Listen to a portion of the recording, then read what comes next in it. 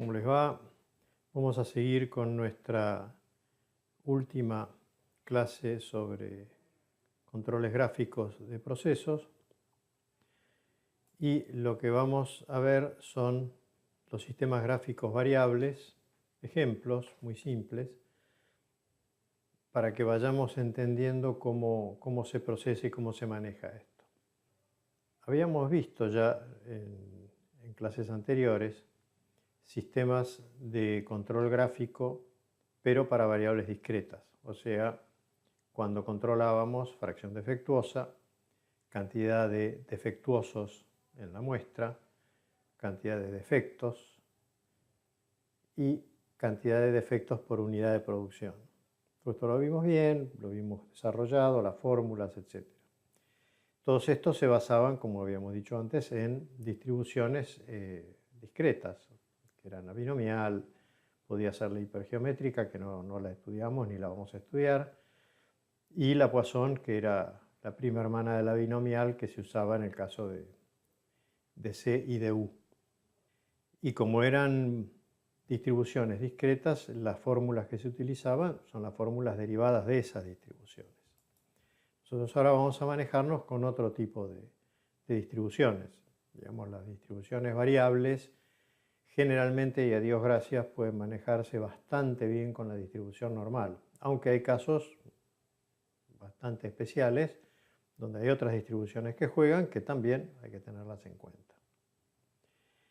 Vamos a ver ahora las más básicas de los sistemas gráficos de control por variables continuas, o sea, no discretas sino continuas, y vamos a ver en qué caso se aplica cada uno de estos sistemas básicos. Hay muchísimos sistemas de control gráfico de procesos por variables continuas, realmente hay muchos, pero hay algunos que constituyen un núcleo, digamos, más central, más duro, y que son los que se empiezan utilizando siempre esos, y en general se mantienen porque no ha habido mucha variación en cuanto a la efectividad de esos anteriores, de los iniciales.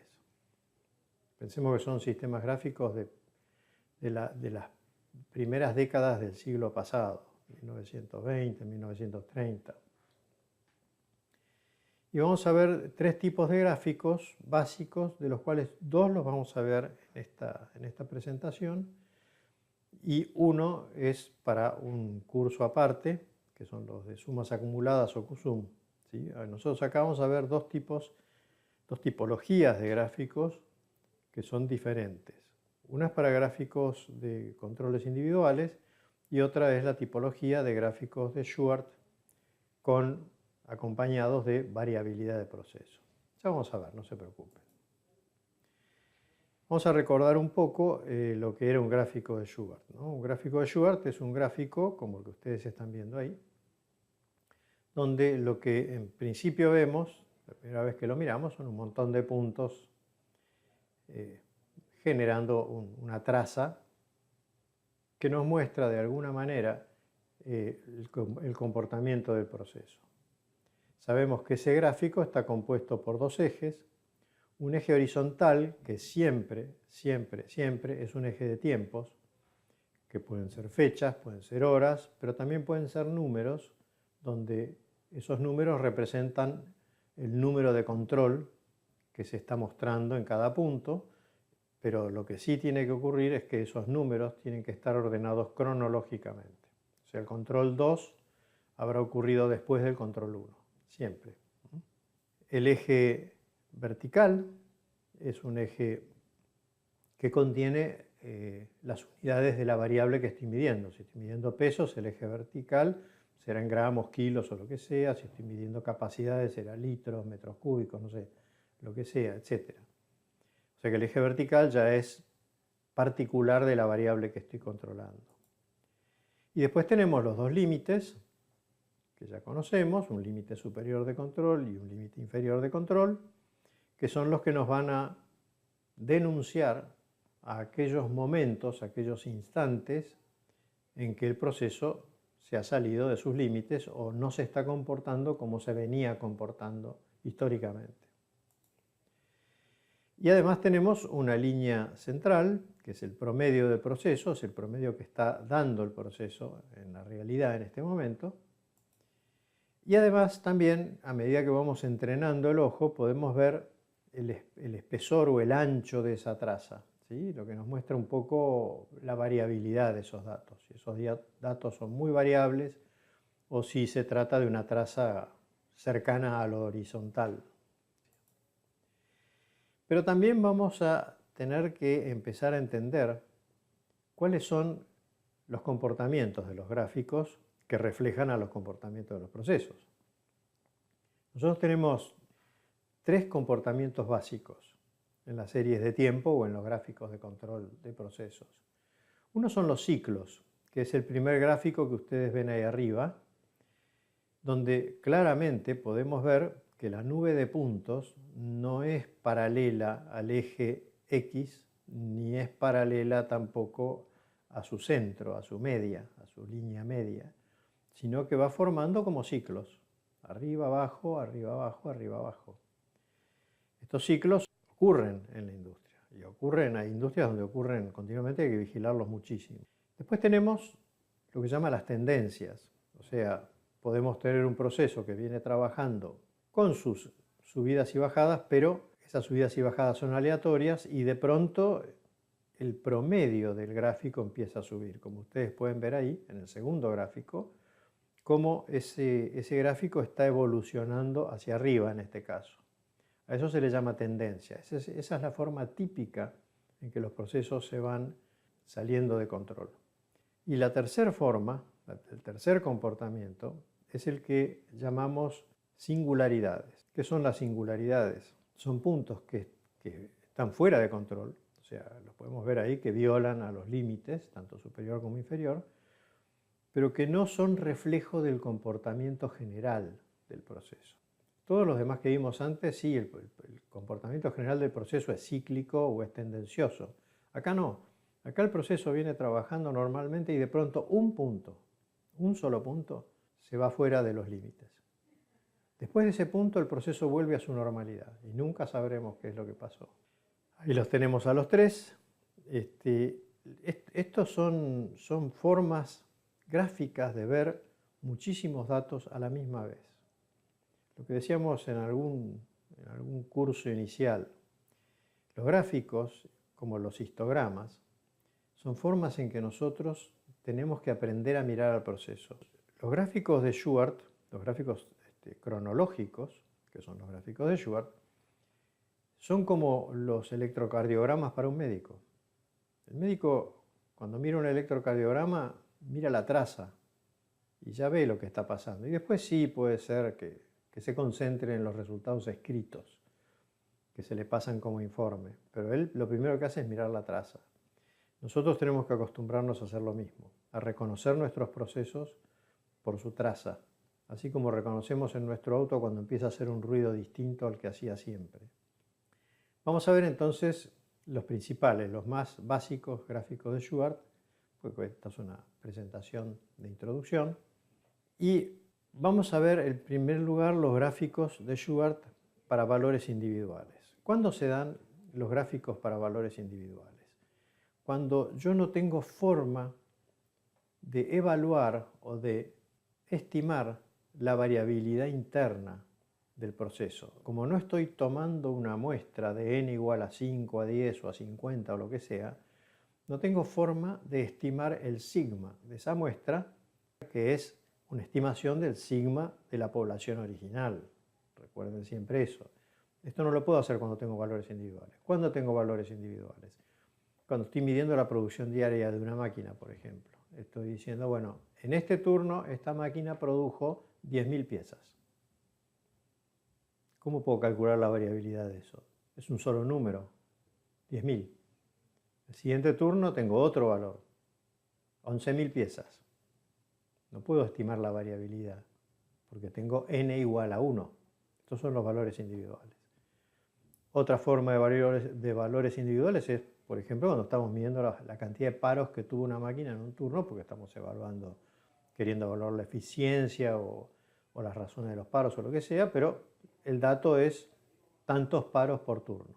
7 paros en el turno. Otra forma de valores individuales es cuando estamos midiendo consumos de repuestos de consumo frecuente. ¿Sí? Como las máquinas tienen recambios de consumo frecuente, de la misma manera que un auto consume aceite como un recambio frecuente o nafta como un recambio frecuente. Entonces, tenemos situaciones en las industrias donde los valores son individuales. No hay muestra. Es ese valor o ese valor y se terminó. No hay estimación posible de la variabilidad interna.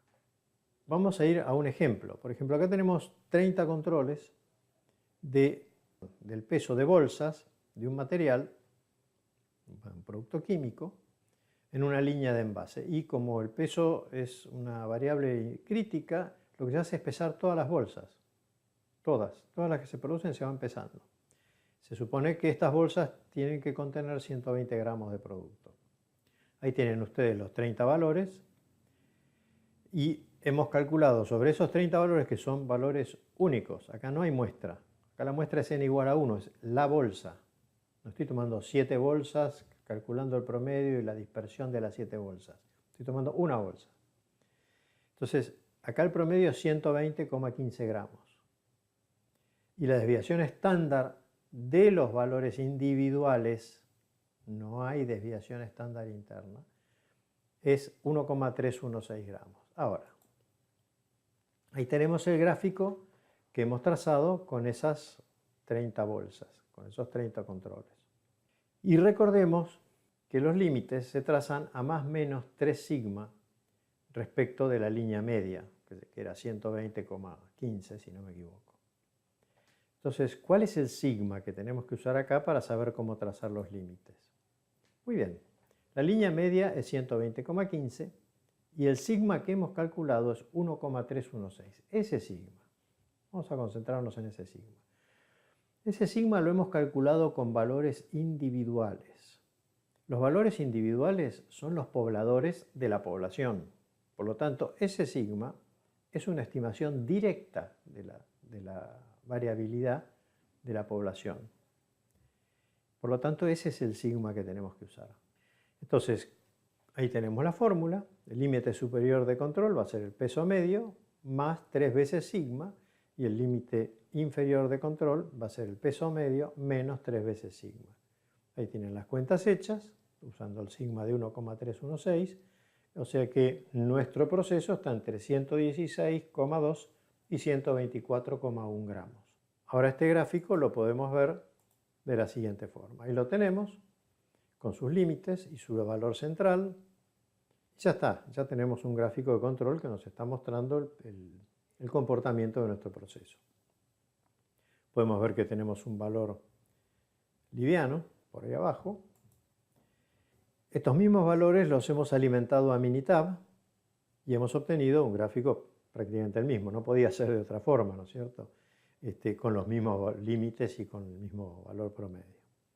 Las pequeñas diferencias que ocurren es porque Minitab, en el caso de valores individuales, el sigma lo calcula por algo que se llama rangos medios, que no lo vamos a ver ahora, pero que es una técnica muy utilizada y que la vamos a ver en los cursos avanzados. Y de ahí viene la pequeñísima diferencia entre los límites, no es significativa. Muy bien, entonces los valores individuales graficados en realidad no tienen mucho problema. En su cálculo lo podemos resolver con un Excel tranquilamente. Ahora vamos al caso más frecuente, que es el caso donde nosotros vamos al proceso, tomamos una muestra de n, o sea, una muestra donde n es mayor que 1, una muestra interesante, y calculamos, en esa muestra calculamos el promedio y el sigma. Entonces, acá lo que tenemos es una serie de controles, de 30 controles, donde hemos pesado muestras de n igual a 5, los ítems de esas muestras de n igual a 5, los hemos pesado y hemos determinado sus gramos por metro cuadrado de peso, porque esa es una variable importante en el papel tisú. Y se supone que este papel tisú, por la calidad que tiene, etcétera, tiene que tener unos 30 gramos por metro cuadrado. Así que ahí tenemos los valores. Fíjense que por cada control ahí tenemos 5 ensayos, ensayo 1, 2, 3, 4 y 5, y el promedio, que es la última columna, es el promedio. Vamos a ver cómo hacemos para calcular estos límites. Muy bien. Nosotros ya habíamos visto un ejemplo donde teníamos las fórmulas, que acá las estamos representando de vuelta, de los límites superior e inferior, pero también de los límites superior e inferior del gráfico de desviaciones o de variabilidades. Ahí tenemos una fracción de la tabla de Shubert para que veamos cuáles son los coeficientes que se usan. Y recuerden que para el gráfico de promedios lo que hacíamos era al promedio del gráfico, que es un X con 2 rayitas, recuerden, porque el gráfico, cada punto del gráfico es un promedio, por lo tanto el promedio de los promedios es un promedio de promedios que se marca en estadística con X y 2 rayas encima. A esa línea central le sumamos 3 veces la desviación estándar de la población, pero acuérdense que por el tema de las desviaciones entre promedios, tenemos que dividir esa desviación estándar de la población por la raíz cuadrada del tamaño de la muestra. La desviación estándar de la población no la conocemos, pero la estamos estimando a través de las variabilidades internas de cada muestra. O sea, cada 5 valores yo estoy obteniendo por cálculo una desviación estándar. La desviación estándar de esos 5 valores es una estimación de la desviación estándar de la población, porque esos 5 valores son 5 pobladores de la población. De la misma manera que en los valores individuales, cada valor individual era un poblador de la población. Entonces, lo que tenemos acá es el valor promedio de los promedios más 3 veces la desviación estándar poblacional estimada en los n igual a 5 dividido la raíz cuadrada de 5. Y lo mismo para el límite inferior de control, nada más que con signo cambiado. Y el límite superior de control, pero ahora de las variabilidades, es la variabilidad promedio, o sea, de todas las variabilidades que yo calculé, que son 30 en el caso del ejemplo, saco el promedio y esa es una S con una sola rayita porque los puntos del gráfico de variabilidades no son promedios, son variabilidades directas. Por lo tanto, el promedio de esos puntos es una S con una sola raya. No es un promedio de promedios, es un promedio de valores. Y a eso le sumábamos también 3 veces sigma. Lo que pasa es que el sigma acá se calcula con esta cosa que habíamos visto. Y acá tenemos el valor de C4 para n igual a 5, que es 0,93, etc. O sea que las fórmulas las tenemos, olvídense de las fórmulas, no las van a usar nunca, las van a usar en los softwares. Y cuando hacemos el cálculo obtenemos para el gráfico de promedios lo que ya vimos y para el gráfico de desviaciones estándar un límite superior de 0,725, un promedio de 0,347 y un límite inferior prácticamente de 0 porque es menos 0,031, es 0. Ahí tienen el gráfico de promedios y acá tienen el gráfico de desviaciones estándar. ¿Sí? Vamos a apilarlos, y acá los vemos apilados, y vemos que hay un punto que se fue de control. Y este punto es realmente un punto fuera de control. ¿Se acuerdan por qué? Porque no hay ningún punto en el gráfico de desviaciones estándar de variabilidades que se haya salido de su propio control, de su propio límite de control. Por lo tanto, este punto es realmente una violación del límite superior y acá tendría que ir a ver qué pasó y corregir. De alguna manera, si encuentro la causa, corregir el valor, corregir el proceso. Muy bien, este mismo problema lo hemos alimentado a Minitab y obviamente, como no podía ser de otra forma, obtenemos exactamente el mismo gráfico. En estadística tenemos un tema con la definición de lo que es muestra grande y muestra chica. Creo que algo hablamos en algunos de los cursos de introducción anteriores. En estadística se demuestra que cuando uno está trabajando con muestras muy chicas, n igual a 4, n igual a 5, etc., la estimación de la desviación estándar sigma no es tan eficiente como la estimación de la variabilidad del proceso que se hace a través del rango. ¿Se acuerdan lo que era el rango? El rango era el valor máximo menos el valor mínimo de un grupo de datos. En este caso, en el ejemplo que estamos viendo, con n igual a 5, en cada una de las muestras de n igual a 5, su rango muestral va a ser el valor máximo menos el valor mínimo de esa muestra. Entonces, lo que estoy proponiendo es que el gráfico de promedios lo sigamos manejando como siempre y que en lugar de calcular los sigmas de cada muestra, calculemos el rango de cada muestra. Más fácil. Ahora, nosotros para determinar los límites de control, tanto del gráfico de medias como del gráfico de variabilidades, necesitamos conocer sigma. Sigma, no rango, sigma. Entonces, si venimos trabajando con rangos, necesito alguna forma de transformar el rango en un sigma. Y eso, por suerte, en la tabla de Shewhart hay un coeficiente que me permite transformar un rango en un sigma. Y ahí tienen ustedes la fórmula. La desviación estándar es igual al rango, es aproximadamente igual al rango sobre d chica 2, d chica sub 2. Entonces, habíamos dicho que la estimación del sigma que yo necesito para calcular el más menos 3 sigma era igual al sigma poblacional estimado a través de las muestras dividido la raíz de n. Esto la tenemos que tener clarísima porque ya lo vimos varias veces. Por lo tanto, si tomamos la fórmula de sigma estimada a través del rango anterior y la reemplazamos, o sea, reemplazamos sigma sub p por r media sobre d2, en esta fórmula, lo que obtenemos es esta segunda fórmula de acá abajo.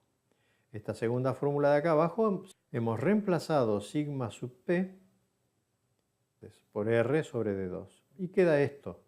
Queda r medio sobre d2 por la raíz de n que ya estaba de antes. Entonces, el límite superior de control es el promedio del gráfico, que es el promedio de los promedios, por eso x media con 2 rayitas, más 3 veces la desviación estándar poblacional entre, que es lo que acabamos de ver, ya no es más el sigma p sobre raíz de n, ahora es r media sobre d2 por raíz de n. Y lo mismo para el límite inferior de control del gráfico de promedios, donde solamente cambiamos el signo y restamos. Acá tenemos hecho ese trabajo. Acá tenemos la tabla original con los 5 ensayos y los 30 controles, con sus medias y sus rangos. Lo que está en cada celda de esta columna de rangos es el valor mayor de la muestra menos su valor menor. Y acá tenemos una fracción de la tabla de Shewhart con los valores que nos interesan, que en principio es el d sub 2, pero también hay un d3 y un d4 que ahora vamos a ver para qué se usa.